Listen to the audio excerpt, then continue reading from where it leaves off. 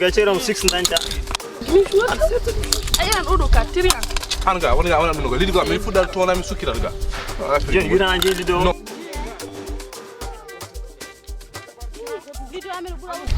tora yimɓe jowa utiliser mumen hollumni la famille garemi walla mone feere gopponde fijirde nde ala gartam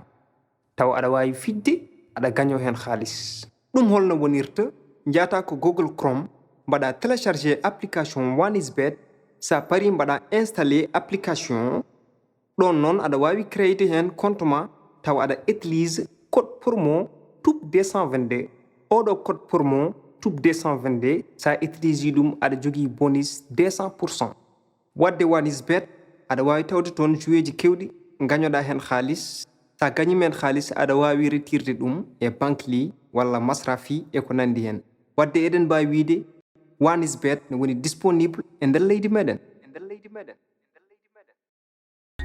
Ande mi do wali la dende mi jo hebani poftino ande bernde hiri la dende bernde hulani hirdi ko beltino kodo kanga so inara weno tako kodo kewdo dole dillini ande buri madole fima tawa hoitani gili pidima to ke gili kadi kirodana de Maria filito de Maria kafundu kanye Maria filito de Maria kafundu kanye Mariama alami salaki kono mi wawaru kudema ko gelo fodani se fanteno bagal kondiam iftota ko so geno fodani it go la chadele gardu di mum gurni maka fotani wima dole fima tawa waitani gili pidima to ke gili kadi kirodana de Maria filito de Maria kafundu kanye Maria filito de Maria kafundu kanye Mariama. Trésor, Anne, qu'est-ce qui se passe? Comment Hank tu m'appelles? Après, bon, mais dernier décrochement. Après décrochement, comme si. Et puis, c'est des trucs inhabituellement. Pourquoi? Vraiment, Hank? mi so yala an halda ayan kam non boy Bon, peu importe mbaɗa wat mais ça halna kam famta ko gonduɗa min ko ɗum woni important yam wona ko colère mo kalanɗa hanko mais pourquoi tu es comme ça à cause de lui? amini man fo du Ça fait 7 ans. 7 ans ko baɗɗa kam ñanden kam miɗi ɗum wat min meeɗa waɗ ɗum meɗa wat donc pourquoi mbaɗɗa ɗum jaggi kam voilà bon hanki j'étais avec mes parents ami joni affaire goto min jewtata non même pas a safti wondude e paraji ma te minima so mi noddi mi décroché kam no foti appel aji mbiɗo nodduma woni sa pari noddata goppuɗa ko ha jamma holɗin heure nodduɗa kam mais hier c'était différent hanki je t'avais dit que moom nodduma e journée o toute la journée gonmi koye liggeyaji tu ne comprends même pas après gartum galle min j'avais dit que sam jottima après je t'appelle ni mi kala comme d'habitude parce que an ɓuuri andu min mi wawa joɗade au bout temps mi nananimo walla mi joɗo certaine heure uji ganduɗa to mi nananimo an tu sais mieux que quiconque wona gonga he so tawi ka jiɗɗo accude kam kalna kam guilay joni si ko ɗum ɗon par ce que imagine toi mbeɗa nodduma téléphone ma ne sona aɗa kuppami ne sona aɗa kuppami an he min mbi jogui ɓernde je sens je ressens a miijaki oɗo kam ko kuppan momi ko mo jogo hen souci walla genre Fadmi essaye windem voilà message. Oui, un message, je suis occupée. Oh, d'accord, John, je suis désolé. Désolée. C'est trop tard. Non, ne me dis pas que c'est trop C'est tard. trop tard. Il y a un nombre trop de tard. comme c'est mais de phrases, c'est trop tard. Mais je ne veux pas te voir comme ça. Alors, explique moi. Explique-moi pourquoi je t'ai pas décroché. Et puis, une solution, n'est-ce pas? Tu veux qu'on trouve une solution pour ça, on a. Ouais. Voilà, j'étais à la maison, j'étais après pas de réunion sur le camp. Quand je me dis que affaire important, tu vois. Après, bon, nous avons tombé sur moi, on décroche de toi aussi. Avec colère, mon dégage de la commission, je ne peux pas t'appeler parce que éviter nos problèmes. Min musique no min so mi wadi no mbadir mini ma yab ko de mangara tawa kam do Donc, je suis là. order ngata do joni katta gile mane non do man joni katta hakul ma yalla Bébé, y a pas de bébé. Mais c'est juste Ahmed avoir dit quoi. Juste Ahmed avoir dit ça fait en bail qu'on est ensemble, Ahmed avoir dit faire.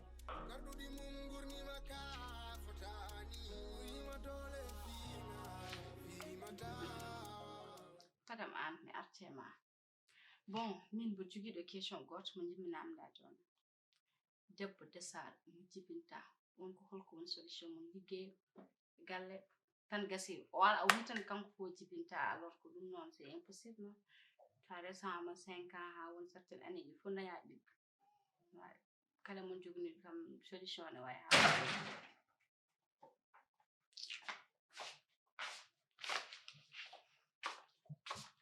Mais mon ami.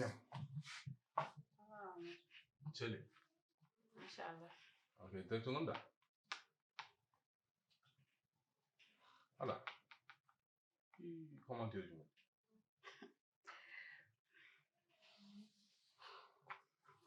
Ani faké. Mais mon mignon. Anda lerde. Nonda. Sai mi kasi hila. Mi da musma. Afami. Kaku jidda mi kam bado. Mi ne ma jidi me bab. Mi acci. Mi ngar indu ngo pum jetuda. Donc mi ra gilam. Mi da hedro musma. Te ka wonno ram. ko cohluda No wona ke cohlim be mala droit hande artu gallo be weltimi fi jama mi jalde ma yida dum wala dum wayra hay dar hen je arga jew hedo maram ma hedo gay min ka mi da jew afam ay sabal amu fi hor nanyam hala ko cohluda min ko an cohlimi min ira gilam wayri fijudi mum hande be dan be fijum biya hala cohluda ka go yama nenam de wiyanno ne boy joji de huccande wucci ko ladde dum wona min kalanta dum min edi ma aduno dum gorda Tiana, why did not come shopping again? Get a vitamin? I'm going to. I don't know if I'm batching hard and escandi. And Jahan, because how did put in my say that I got lost here? Kunjalti? Huh? When did I mean? Comme hay comme quoi on a question wulli wala wullani tout ça parce que and hay gori dan no der was etere tout ça mais ça fait ko ngon ko fofu ameda wadu et puis ne cadre ay hankili min gashti flipper Johnny anji dem yafuma dama waccu min kalko wayar so noddim décoration wala ko ba kam bala kam message je suis occupé so pare ma mi noddi d'accord c'est sûr d'accord c'est promis allez souris un peu voilà and tu sais que je t'aime mi wawate kandam min sa wali no badi dani mi ronkal wannan ne batti min jara oppe kam min hande mi daw je ne sais même pas pour ligim to ko et puis défoulé yimbe fof genre mi généraliser problème o le odi ada do régler même moi quoi min so wona free mi je pète le boule en andi dum John mais war ñat bon tu sais c'est vrai qu'on a réglé notre problème ou notre petit problème petit problème c'est ça que dum bieta mais le plus important ala gollo ittude men mbaɗani par ce que min certes mbaɗa andi mi natti waden mbaɗum quoi parce que hande kala ko mbawnum rondade jata jippini ɗum leydi tu vois parce que mi souriment tu vois donc il dit an alors dis-moi qu'est-ce que tu as envie qu'est-ce que tu veux waɗan ma ɗum et c'est tout de suite c'est sûr amine de randim wadde ɗum anti chef min mi wawa amde parce que l'autre jour a forcé quand même am et j'ai pas réussi ya wadde harnam ɗo wadde donc haalma faɗum haalma poɗɗen waɗumilema et puis tu vas adorer sérieux là tu fais quoi mbatta haydara waɗa alors pourquoi pas en jaltata mi yalta ñefege yaltu jimamane mais hande c'est différent toi aussi est ce que kalen hande koye mbiɗi haalde ɗum minen ma ko min ɗo weltino kam voilà ɗum na foti weltindem jalten mi mi change yalta ñefe kom jaltu non hot sal hot gantu gantade c'est pas bon hande haydara fota gantanade ay ok voilà ok on est bon alors sen jalti jaren mandani to jiɗɗa so jimmi fof jew nawma salle de jeu mbaɗen tour voiture nawma parc sodama glace ñefe kom jang park jiɗano il faut mi daña moyen ne guittirmami oɗo yeeso joni jalten tan après si jeeyi e lawol ngol ɗum andur paade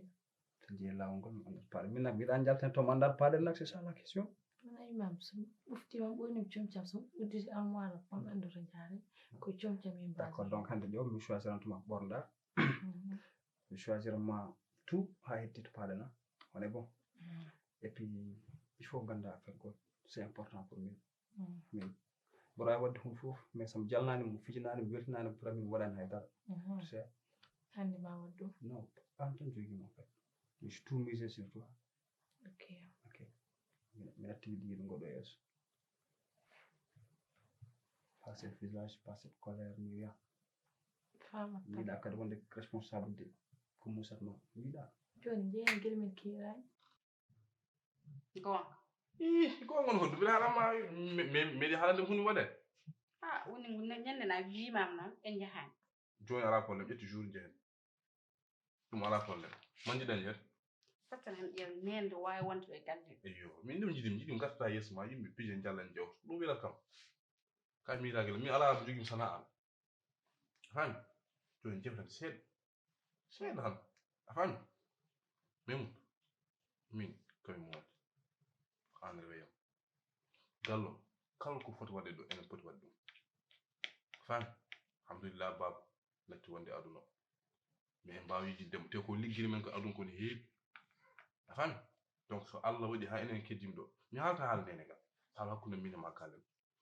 enen poti famdude e gueɗe kewɗe yimɓe piji hen jala hen woni e jaam so neɗɗo sa woni aduna sa ala jaam ala ko joguiɗa ɗum noon an wallita kam hen nene joni natti wonde juulɗo mo woni alhamdulillah a faami natti wonde juulɗo ɗo mo woni alhamdulillah ɗum noon enen ballodira koye men parfois mi jogi fit mais mawruji seeɗa walla ɗin haalude mais ɗum ma muhim kono an wallam famdira yam ko famanmami amadou famana kam histoire ji gallo an e mayram nene mayram balla kam hen mi andumi kadi ko meram kadi garɗa wadde défendre yo kala ha fof ɗum less mais défendre hay goto min ko woƴi kam ko shopping ma affaire ji ma togoɗi fof mbiɗa salamu aleykum wonko cohlunɗa kono wonko cohlunɗa amadou est ce que wonde sago ma kono ma wi noon ana wondani sago ma mi famani kono a wonna sago mbiɗa andi mbiɗa fijji miñam mbiya wonna sago ma wonko cohluɗa cikkuɗa maire ko min hokkatam conseil yo wat mairam kupoñ mataɗen nder haala mbimami nene jonko mawɗo assalamu aleykum accu nene yeeta a faami a yanamo ton a haalna ha gonga mairam ko debbo ma nene kañum jibinma a faami a fran fondudema ga e mariam kini garɗa min e ma en mbayri weldude patiti patta mi andu wonko cohlunɗa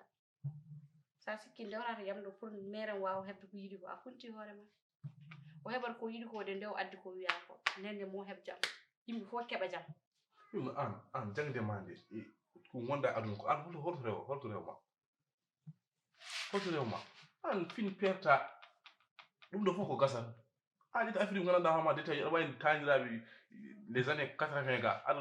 miijo affaire gandanɗa hama wodani ga heɗemi ɗo heɗemi haalama amadou aya an foti ummade hoorema gummoɗa changano mbaɗani anani wonɗo tan aɗa woni pon secours mariam ko wima fof mbaɗa sa naati nder loowa e noppi ma ɗi yumma kay e maymun kay mbini mbaɗini hen tan aɗa alana jaɓ aɗa ñande hoto ɗum dimmit ka aɗa alana tranché aɗa bonna programme uji est ce que fami kalaman ko bonnedagal nedi min joni kalata min moon aɗa hoto ɗum ɗimmiti salamu aleykum joni pose ma question goto holɗo an joni so allah waɗi a yii a resa bañ goɗɗo a ronki dañi ɓinguel ko mayno wuuro ko a yiɗi waɗi ɗum min ko mayno wuuro ko gutta par ce que min kom karɗo duwaw eyyi ka kaɗo duwaw kom karɗo duwaw ala di kam jon ko baba ala do mi won do mi foti duwana do bangal baba nen non do on te ɓerɓe ɓuubni ɓerɗe mo so duuni mama tan mais so walli ɗum dow lawol wonɗo tan anani ara langi tan e mariam ni to grand place woni foanan toon ay jaw eko jouta ɗo ko nene puntata kono min a puntata hamde hay mi majjata mo wonɗa e dow mum ko haydara mbeɗa andi hen guiɗa a ha z kono so yonti toon haalan nene fof e sa gasne libéra kam min mboɗa continue ha afrique ɗum ɓuri tan ala fof ko jokkanta kam hen ɗum tan amadou awa yaade yaƴi o puppe ma o kadi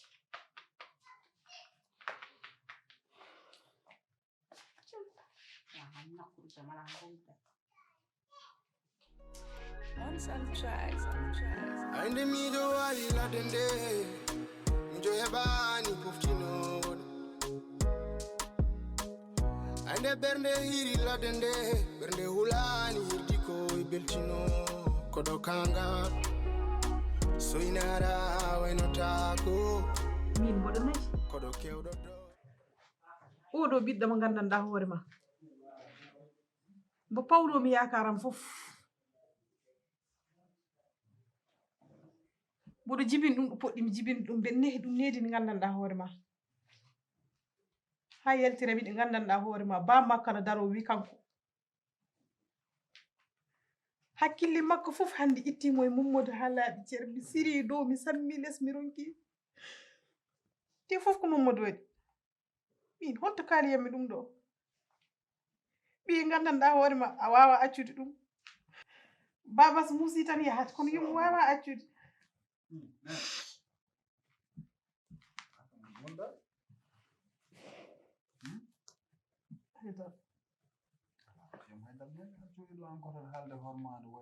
Munda jam Momodo yakara fof atasi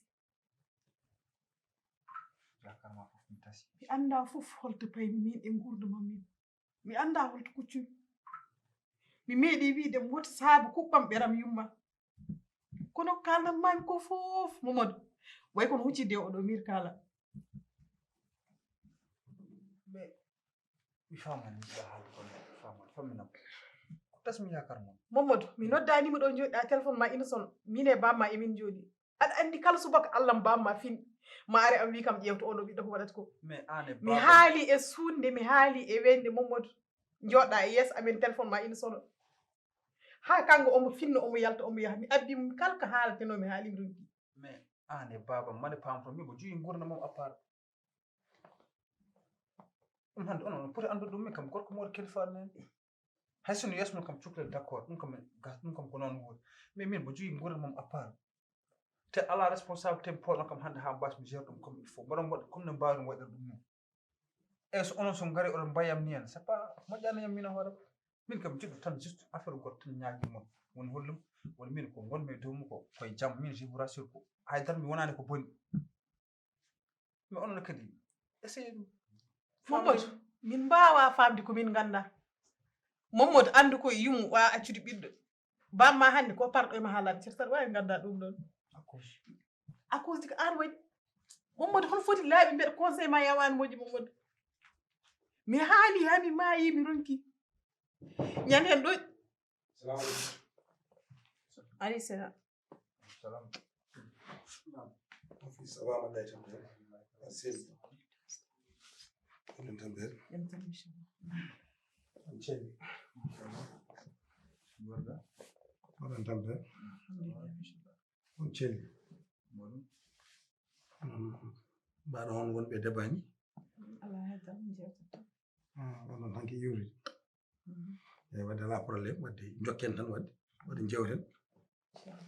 Wadde onon hanki yuri. min ça fait l'occasion de garda ko et je tiens vraiment à m'excuser après ñanden eɗen joyde eɗen jewta téléphone amen sono wona hunde yonde ni mais mboɗo yinno ane nene pamon gueɗel gotel c' est vrai on dokki kam fof banni kam fof ala fof ko manquere am aduna am alhamdulillah ha jofte an a ƴetti responsabilité ko foti ni entreprise a totti kam même gère ɗum mais papa min meeɗa ardema pour mo joguide de gérer affaire walla terme mo podɗa corrige par ce que responsabilité mo dokkuɗa kam ɗi fof alhamdulillah mboɗon gère ɗum comme il faut n'est ce pas mais an e mamma il faut paamon hakkadi min woni mi yettima nokku mo gandanɗa mi jogui gurdamam à part to ça n'a rien à voir avec professionnalisme e hannde so wonti on gonat ɗo sa onon kaaliyam oɗon essayer yiirude autrement Mamadou arrête min donkimi famde est ce que an gonɗa ɗo ka garɗo ɗo yafkinade men walla ka garɗo ɗo felda men walla non arrête so mbeɗa haala ndimo ya deƴƴu Mamadou trop c'est trop ay kala ko heewi rufat min ko mbinoɗo kaɗo haala wonta ɗum haltude ko mbinoɗo yummani andi ka haala wonta ɗum haltude Mamadou min holko wonnanimo holko mi hokkanimo holko mankiraɗa mais an tu fais de n'importe quoi ko jiɗɗa fof wadde ɗum wonko mbatta ko jiɗɗa wadde fof ɗum wonko mbatta ko welma fof ɗum wonko mbatta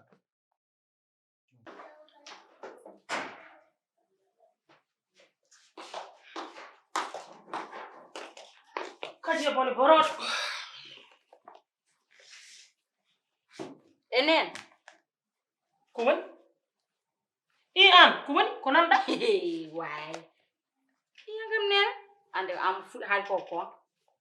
anga puɗɗit ha gueete mboɗo woɗɗi ha gueete ɗo guittuɗa ɗum ɗo ɓayri oɗo il jibiri wawa addandemi taniraɗo mi soodi puppe minne mboɗo watta wombude aɗa andi ɗum ɗo ko firti aɗa andi ɗum mawɓe nden ko piya no mbaɗirta ɗum komi jiɗɗo hoynudemo e aduna makko mi hoynamo e laakara makko mi yalta mboɗo wombi oɗo ɓiɗɗo ɗo hen nani ko kuusuji codan mbiɗo waɗi hen a meeɗi yidde tan puppe ne kuuse mbimi oppuka kam komi jiɗɗo hoynudemo ko mbatta janggo holko mbatta ko mbaɗanmi holɗum jento ja mbimi aɗum jinmi andindemo oppam min mette gondumi ɗe tan yoni kam min noon ka ɓiɗɗo pamɗomi aɗa foti famdemi mbiɗa yiɗi ganda min ko guurmi hande ko wona e sagam wona e sagam sinno ko sagam yiteram wayata kono wona e sagam non désolé ma ɗi Mamadou c'est trop il faut ande ka gorko moɗo kelifaɗo wonko fawa e dow hoore ma ko fawa koye dow hoore ma a foti ɗum wadde mais papa est ce que responsabilité ne dépasse ɗo non ene dépasse ɗo kadi min mi haalnima mbima min so mbeɗa haaldema a deƴƴat keɗɗa kalantumami ko ɗo so mbeɗa haaldema a deƴƴat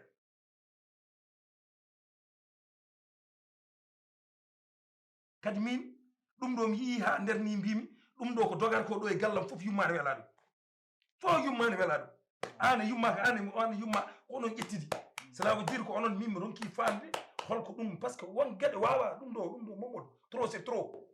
ɗum ɗo wona nenam haydara wona nen min joni ne garmi ɗo e salle avant aɗa ara tawnko nenam mo jooɗi on haalde hoore men waya te c'est pas juste papa c'est pas juste mais so wonti hannde ko min wonata responsable ɗiɗo probléme maji walla ko hewata ɗo hannde galle ko wona sagam yo yarani papa mais c'est juste an poɗɗa ko famde carrément mino mo jogui autre vie mo jogui gurdam goɗɗam ɗum ɗo nenam haydara ala Mamadou heɗomi haalama an won gurdam ma ko jooɗade gandanɗa hoore ma aɗa joddi jibinama e jewdema yimɓe no nodduma téléphone ngaji hay goto anda noddoɓe ɓe gol ɗum won gurdam ma Mamadou ndiyeni made non yeppade papa Mamadou an gurdam ma fof ko ɗum won gurdam ma tan ko joddade e jibinama kuruji non ko ɗum won gurdam ma ko ɗam ɗo gurdam ƴettuɗa ɗum won gurdam ma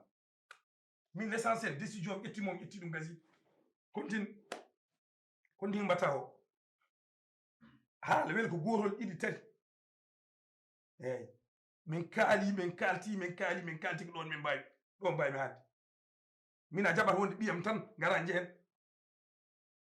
kono an sincèrement a woni an ɓiyam non Mamadou ay kono haale woni an ka ala an ɗo a ala ɗo haala sakaɗa haala ko adduma ɗo ko waɗ ɗum jaha lawol ma kono haala an ala ɗum ala kaɗa haala ok joni oɗon jarlo oɗon jaafo onen oɗon jarlo oɗon jaafo par ce que min mbiɗa yurude mon e oɗo situation taw appose am min mais c'est important yimɓe jogo hunde mo yimɓe pamdirata nder men c'est important pamon kam min ne pamirtum mon ni mboɗo essaye wadde mo jiɗɗon kalne pinmi gil suba ha hiri mi essaye wadde hunde fof pour rendre mon erreur attaque mes parents mais onon kadi fof essayon famde Mamadou woppu ko sen kaari inde tan wona e wiide par ce que min jiɗi rendu sa yiɗi weltinde jibnama ma a ƴeewat ko jibnama ma ko jiɗi mbaɗa ɗum pourquoi jinnaɓe ƴewata min ko jimen minen min ƴewata ko jiɗɗa ko an ƴewata ko min jiɗi ko Mamadou arrête ɗiɗo connerie ji an ko an ƴewata ko min jiɗi ko Mamadou wona minen gabbitto e ma an ko an abbitto e amen an ko an abbitto e amen ƴeewa yakar mamin jogue ma ɗe min ka baɗɗem décevoir complètement Mamadou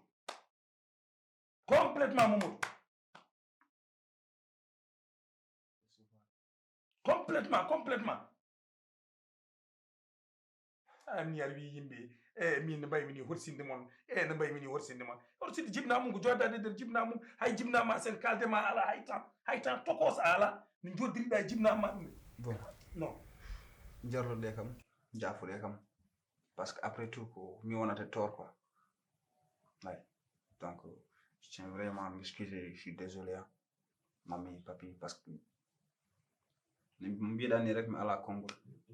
jinnaɓe kañum ko hayr so piyam ko min fusat sam fiyew men kadi ko min fusat mi won toujours le perdant donc jarloɗe kam jaafuɗe kam Mamadou min Allah yam horsinde ko bawam innirmami mbiyatma ko tokor baba hande tan kalduɗen mbima Mamadou ginnande nder wima Mamadou kono min ko tokor baba tan mbiyannamami kono il faut ko paama gueɗel gotel neɗɗo wonto heɓata a wawa tan tout le temps tan basade anani jarleɗe kam jaafuɗe kam jarleɗe kam jaafuɗe kam mais yimɓe kañumen ni so tawi a wi neɗɗo a huccire neɗɗo a wi ɗum yarlomi yafude yataw an e ma an e comportement ma ne change par ce que an aɗa andi an ko musique amin ko e ma mam essaye ittuɗum fof ala mom essaye o kay ko ɗum jiɗmi ko a essaye kay dépassé ɗon komi guitto ɗum donc min mboɗon to suuɗam to essaye concentré de certaines affaires ɗum puɗɗinam ɗo to gayno ɗum anen ok a onen mboɗon jaa